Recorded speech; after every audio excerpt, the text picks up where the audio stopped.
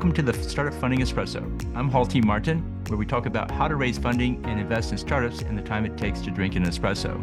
If you have a question about startup funding or investing, please go to the website, startupfundingespresso.com, and type in your question into the chat bot in the lower right corner to receive an answer. I hope you enjoy this episode. Hello, this is Hall T. Martin with the Startup Funding Espresso, a daily shot of startup funding and investing. There are costs to running a family office. Here's a list of cost categories to budget for. Professional costs, including the services such as tax, accounting, and financial. Family expenses, such as living expenses, travel, healthcare, and taxes. Facilities costs, including communications, technology, and administration overhead.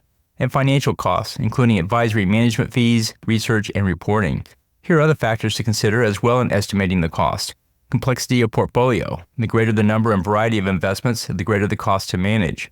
Number of services. The more services the family office provides, the greater the cost.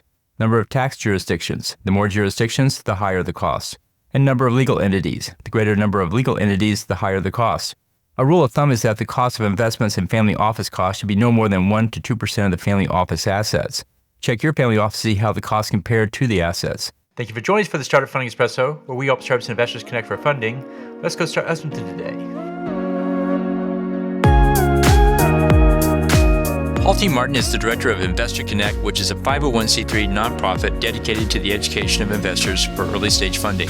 All opinions expressed by Hall and podcast guests are solely their own opinions and do not reflect the opinion of Investor Connect. This podcast is for informational purposes only and should not be relied upon as a basis for investment decisions.